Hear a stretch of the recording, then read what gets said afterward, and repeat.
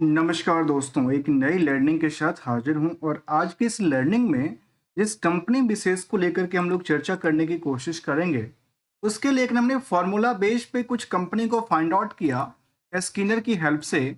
और उसको लेकर के हमने लर्निंग करने की कोशिश किया है, जो उसमें मार्केट कैप के हिसाब से जो अर्निंग पर शेयर है उसके हिसाब से जो मार्केट की प्राइस है वो लेस देन जो है वो 20 मल्टीपल से ज़्यादा ना होगा। जो अर्निंग नेट इनकम मार्जिन है वो काफ़ी अच्छा खासा कंपनी की बात कहती है। तो इस लिस्ट में एक कंपनी निकल के आती है जिसका नाम है इंडस टावर। जो कि इंडस टावर के बारे में कुछ पहलू को जानने की कोशिश करते हैं। शायद मुझे लगता है कि मैंने इस पे रिविजन्स पार्ट कर रहा हूँ, क्योंकि मैंने इससे पहले भी एक बार स्टडी किया था। ये कंपनी कहती है कि जो कि Indus tower and Bharti air जो कि इंफ्राटेल है उसकी एक one of the largest telecom tower companies के तौर पे इन वर्ल्ड में कामकाज करती है। केवल केवल इंडिया में नहीं, वर्ल्ड बेस पे ये कंपनी कामकाज करती देखी गई है, जिसका काम है टावर टेलीकॉम के लिए टावर लगाना, टावर के लिए और नेटवर्क प्रोवाइड करना, ये सब चीज शामिल करती है। जहां पे कंपनी ने कहा है कि इस पे यदि आप इन पार्टों को देखते हैं कंपनी की ऑफरिंग को लेकर के, तो ये ऑफरिंग में क्या क्या चीज को शामिल करती है। तो ये कहती है कि इनका कामकाज है tower, power, space, smart city, जो कि नेक्स्ट जेन साइट्स हैं उसको लेकर, प्रोडक्टिविटी है सर्विसेज के मामले में कहते हैं कि टावर ऑपरेशन सेंटर्स हो, नेक्स्ट जेन सोल्यूशंस, पोर्टफोलियोज हो, जो ग्रीन टेक्नोलॉजी को लेकर भी कंपनी कामकाज करती है। तो इसका मतलब ये तीन तरह के सेक्टर सेगमेंट से डील करती है। टावर, पावर और स्पेस, ये तीनों चीज को लेकर कंपनी कामकाज करती रही है, जो कि एयरटेल के ज्यादातर होल्डिंग है। और अल्टीमेटली कह सकते हैं कि एयरटेल की कंपनी है और इनका काम है टावर ऑपरेशन सेंटर को लेकर के। और साथ में इनको ये हमने बिजनेस मॉडल के बारे में देखा, जहाँ ग्रीन एनर्जी के सेक्टर, ग्रीन टेक्नोलॉजी के अंदर एनर्जी सॉल्यूशंस हों या फिर कह सकते हैं ग्रीन साइट्स हों, इस पे कंपनी कामकाज करती रही है। अब जानने के पीछे का वजह क्या है? वजह देखिए, मैं आपको सामने कुछ पहलू को लेकर के आता हूं, और वो पहलू ये कहता है कि आप इनकी पिछले एक साल की यदि आप ग्राफ को देखेंगे, किस ग्राफ की बात कर रहा हूं मैं? मार्केट की स्टॉक प्राइस चार्ट की बात कर रहा हूं, जहां पे मार्केट ने रेस के बाद मार्केट ने इसको लगातार गिरता हुआ देखा है। और गिरते हुए सिचुएशन में केवल एक बार नहीं गिरा, ये पहले भी गिर चुका है। इसको कहते हैं, जब गिरता हुआ मार्केट, तो उसको कहते हैं लगातार प्रॉफिट बुकिंग करना। जो जो भी निवेशक हैं इसमें बड़े पड़े हैं, वो अपनी प्रॉफिट लेकर के निकलने की कोशिश में है, और अर्थात डिस्काउंट रेट में बेचते हैं, और कोई ना कोई तो लेता भी है, भले ही लेने के टाइम पे उसमें डिमांड नहीं होती है। क्या लगता है कि यहां से इन स्टॉक में डिमांड इंक्रीज कर पाएगी? क्योंकि दोस्तों बजट का सिलसिला भी खत्म हो चुका, अब मार्केट में ऐसा कुछ बचा नहीं है जो सेंटीमेंट करे और बिजनेस को बूस्ट करने में कुछ हेल्प करे। चलिए जानने की कोशिश करेंगे इन हर एक पहलू को लेकर के, जो क्या क्या चीजें हैं उनको लेकर के, और क्या इम्पैक्ट करती है, और क्या यहाँ से क्या हिट करने की कोशिश है। यदि इंडस टावर के बारे में यदि समरी डेटा की तरफ चलेंगे, तो ये कह सकते हैं कि बुक वैल्यू के मुताबिक 338% उछाल क्रिएट कर चुका है। इंटरेंसिक वैल्यू से भी मार्केट अच्छा खासा रुझान क्रिएट करती देखी गई है। इसकी स्टॉक प्राइस के मुताबिक ये कह सकते हैं कि फिलहाल जो ट्रेंड बना है, ये अपर और लोअर को आप दोनों का आप एवरेज करके देखेंगे, तो करीब करीब 600 छियासठ सड़सठ रुपए के आसपास होती है।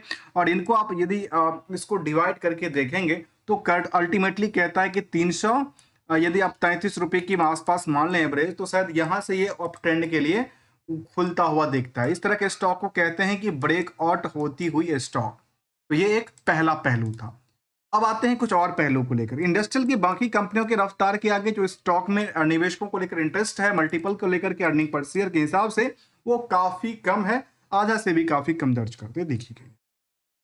जहां तक आरओई आरओसी का सवाल है, 24% से लेकर के 22% रिटर्न करती है, और कंपनी का मार्केट कैप करीब करीब 96,000 करोड़ की क्रिएट होती है। और हमने करंट मार्केट की प्राइस देखा, प्रमोटर होल्डिंग कंपनी में अच्छी खासी है, 50% से ज्यादा, 1 रुपए का भी कोई प्लेस नहीं है। और साथ में जो हमने कंडीशन बेस पे निकाला था कि ऐसी कंपनी चाहिए जो कंपनी में जो नेट इनकम मार्जिन हो वो कम से कम 30% और उससे ज्यादा होना चाहिए। तो इस कंपनी में 33% से ज्यादा के आंकड़ा को टच करती देखी गई है। जो company engaging in the business of the कहती है inter areas in the setting of the operation of the maintaining wireless communication tower को लेकर कंपनी कामकाज करती रही है। देखिए इन सभी कंपनियों को लेकर के एक चैलेंज आएगी और वो चैलेंज है स्टारलिंक। इसकी मैं चर्चा क्यों कर रहा हूँ, ये कंपनी जो है स्टारलिंक जो है वो जब इंडियाज में पूरी कंप्लीटली कामकाज करना चालू करेगी तो जो सैटेलाइट इंटरनेट है उससे मार्केट में प्रोवाइड किया जाएगा नेटवर्क और इंटरनेट को लेकर के, लेकिन बाद में इनको लेकर थोड़ा सा दिक्कत आएगा। लेकिन अभी के लिए तो फिलहाल मार्केट ग्रीन कारपेट बिछी हुई दिखती है जब तक कोई दूसरा प्लेयर इसमें अभी तक नहीं आती।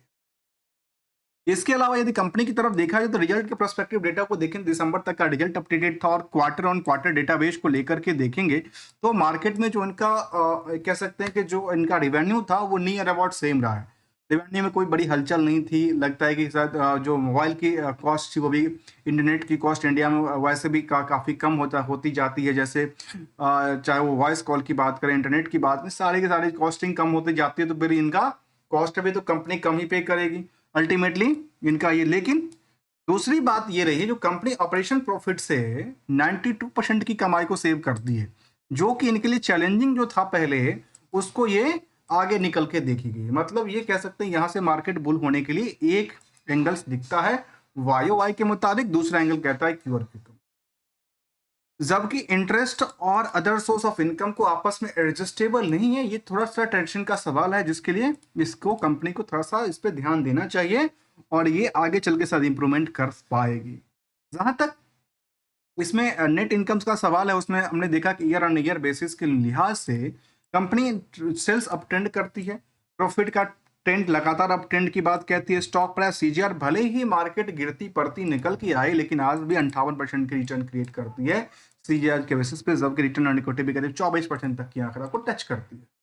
ये कुछ पहलू था फंडामेंटल में जो कि सेल्स बेटर, प्रॉफिट बेटर और स्टॉक की यदि रिटर्न ऑन इक्विटी की तरफ देखें तो ये भी बेटर, तो स्टॉक की प्राइस तो चलना स्वाभाविक सी बात है। भले ही मार्केट में यहाँ पे एक लंबी गिरावट हुई हो, पिछले 6 महीने से मार्केट में लगातार इंडियन मार्केट में बिकवाली रहा है। उसके पीछे था केबल और केबल FII की हाथ थी, क्योंकि FII यहाँ से बिकवाली कर रहे थे क्योंकि USA में जो इलेक्शन था उसको लेकर बड़ी सिरदर्दी ले रहे थे कि वहां कुछ होगा यहाँ कुछ होगा, लेकिन बाद में पता चला उसकी वजह से मार्केट में यहाँ बिकवाली होती देखी गई।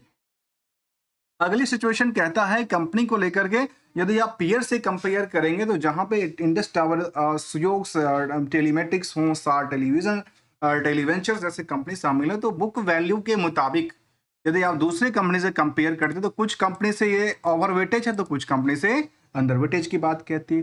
वैसे ही दिशा दिखाती है इंडस टावर में किसको लेकर के, पी रेशियोज को लेकर के।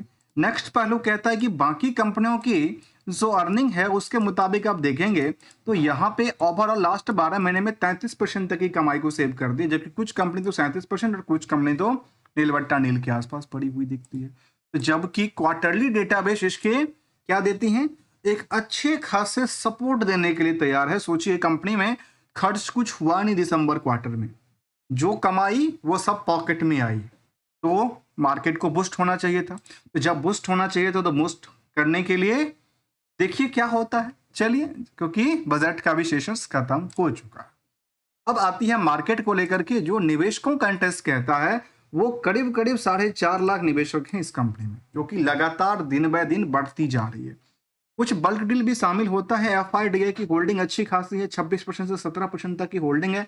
प्रमोटर ने अपनी होल्डिंग थोड़ा बहुत करके बिकवाली किया था, जिसमें कह सकते हैं कुछ थोड़े दिन पहले की सवाल है, कुछ इनमें वोडाफोन है किसने सर अपनी कोई सर अपनी होल्डिंग एक दूसरे को ट्रांसफर करते दिखे थे। ये एक फिलहाल के लिए आज के टाइम में करीब 50% की होल्डिंग है, रेस्ट में होल्डिंग में FI की और DI के पास होल्डिंग, आम निवेशकों के पास भी 6% की होल्डिंग रही।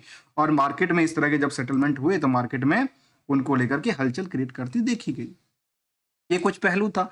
जबकि इसमें फिलहाल के दिन चर्चा करें तो कंपनी ने ये कहा है, अभी रिसेंटली 2 घंटे पहले की एक अपडेट निकल के आई थी, आज के टाइम की बात करूं तो जो अपडेट आज तक निकल जाता है मैं उसको कवर कर लेता हूं। उन्होंने कहा है कंपनी ने कि इन्होंने एक रेगुलर कमिटीज को लेकर के approve the requisitions of the positive infrastructure assets जहाँ पे telecom tower from the Bharti Airtel limited and the Bharti Hexacom limited by way of the slump sales subject to the, इसके पास ये इनको लेकर के कहा है कि इनकी जो ऑडिट और रिस्क जो कमिटी जो उन्होंने अप्रूव किया है कि भाई आपने वो जो बाकी जो कुछ एसेट्स है उसको आप ले सकते हो और लेने के लिए कहती है। और इन्होंने ये कहा कि information of the such the not applicable to the no entity in the required और इक्वायरेशन की कोई बात नहीं थी, लेकिन ट्रांजेक्शन को लेकर कहा है कि passive infrastructure assets, telecom towers including the associated assets, और जिसमें कि माइक्रो साइट्स हैं, अल्ट्रा लीन साइट हैं एंड सेल हैं, विल्स हैं फ्रॉम द भारती एयरटेल और and the Bharti Hexa .com Hexa limited से इनके पास वाया द स्लम सेल के तौर पे आने की उम्मीद है। यहाँ पे इन्होंने ये कहा कि पैन इंडिया प्रेजेंस को लेकर के 2,34,663 टावर 43 टावर हैं और एंड द 3,86,000 को लोकेशंस को लेकर के उन्होंने कहा कि 31 दिसंबर 2024 तक का डेटाबेस शामिल करता है। क्लोजिंग शेयर को कहते हैं कि जो फैक्टर है 1.65% के आसपास। और नहीं, एक चैलेंज और कहा है कि propose transaction of the company plan to the acquire aggregate of the जो करीब कह सकता हूँ 16,100 टेलीकॉम टावर हैं, उसको भी ये लेगी। उससे किससे? भारतीय हेक्साकॉम और भारतीय एयरटेल के साथ इनका टाइप होगी, वो लेने की तैयारी कर रहे हैं। इन्होंने इंफॉर्मेशन इस तरह के साझा किया है। इससे मार्केट को क्या मिलेगा? मार्केट को लेकर कुछ नई पहल मिलेगी। इससे पहले भी कंपनी ने कहा था कि इनको स्टेक को लेकर के उन्होंने कहा था कि इन्होंने ये कहा कि एक कंपनी है एम प्लस लिमिटेड, जो कि अक्टूबर 6 2023 को उन्होंने कहा था कि उन्होंने अपडेट दिया था। उस अपडेट के बाद यदि चर्चा किया जाए, 4 फरवरी का अपडेट था, उन्होंने कहा कि रिन्यूएबल एनर्जी सेक्टर की कंपनियां हैं और उन्होंने ये कहा कि 50 megawatt renewable energy from the solar panel power sector को लेकर के, पावर प्लांट्स को लेकर के कंप्लायंस किया है और उनको एक्वायर करती हुई देखी गई है। ओपन एक्सेस अप्रूवल को लेकर के उन्होंने दिशा दिखाई है। ये भी एक इनकी बोर्ड ने एक अच्छी कदम लिया। इसके अलावा लगातार कुछ ना कुछ ऐसी बातें शामिल करती रही है। Q3 के रिजल्ट को उन्होंने अपडेट किया था, उसमें Q3 में अपने अपडेट को लेकर के जिक्र करती देखी गई। मैं उसके अंदर डिटेल में नहीं जाना चाहता हूँ। फिलहाल हम बाहर से निकलते हैं और इसके ओवरव्यू के तौर पे चलते हैं। तो रिस्क और रिटर्न की पोटेंशियल को देखा जाए, अवार्ड को देखा जाए, तो शायद कह सकते हैं कि अच्छा खासा डिमांड्स कंपनी की बनी है जब तक कि स्टारलिंक जैसे कंपनी इंडिया में अभी तक पूरे कामकाज ना कर पाए तब तक के लिए।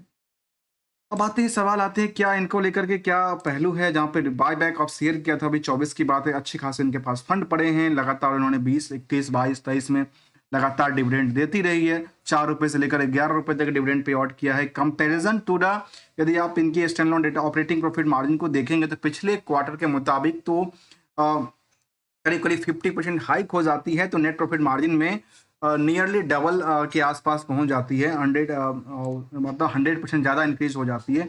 और सेंसेक्स और BSE टेक्स को देखा जाए, BSE टेलीकम्युनिकेशन सेगमेंट को देखा जाए, इन सभी सेगमेंटों के मुताबिक मार्केट में उछलती कूदती देखी गई है।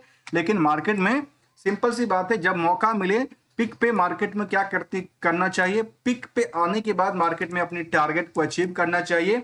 और जब बॉटम हो तो बॉटम पे कहते हैं खरीदना चाहिए, और ये पहलू देता है। और यदि आपकी ट्रेंडिंग के मुताबिक कभी भी कामकाज ना हो तो अपने ही कैपिटल को बचाने के लिए एसएल का सदुपयोग भी करना चाहिए। एक सिंपल सी रूल कहता है। लेकिन कंपैरिजन यदि इसको कुछ और पैटर्न से करते हैं, जहां पे पिछले 1 साल में इंडस टावर हुए, जो कि रिलायंस की कंपनी है, HFCL, इसके अलावा देखा है तो विंध्यास टेलीफिल्म्स की बात, टेलीलिंक्स की बात करूं, या फिर ZTL इंफ्रास्ट्रक्चर्स या सोयोग जैसे कंपनी को चर्चा किया जाए, तो आज भी देखा गया कि इंडस टावर में करीब 64% से ज़्यादा की उछाल हुआ, तो किसी कंपनी में करीब 19% से ज़्यादा की गिरावट और कही गई 26% से ज़्यादा गिरावट दर्ज करती देखी गई। जब लगातार 6 महीने से सभी बिकवाली कर रहे थे, तब भी देखा गया कि मार्केट में इनका 14% गिरावट थी। तो ओवरऑल कुछ कंपनी में 30% से ज़्यादा गिरावट थी। जबकि पिछले 1 महीने की चार्ट ग्राफ ये कहता है कि नियरली 7% की उछाल के साथ बाकी कंपनी में लगातार बिकवाली का प्रेशर रहा है। तो केवल यही नहीं, बाकी सभी कंपनियों में बिकवाली का दौर चलता रहा है और इसको समझने की जरूरत थी। दोस्तों, मैं हमेशा एक गोल्डन रूल कहता हूं, क्योंकि वो एक मार्केट में सस्टेन करने के लिए गोल्ड एक मूल मंत्र है। इसीलिए कहता हूं, we are not an trader, not an advisor, only as a learner. यदि आपको वीडियो अच्छा लगा हो तो लाइक और चैनल को सब्सक्राइब करना मत भूलिएगा।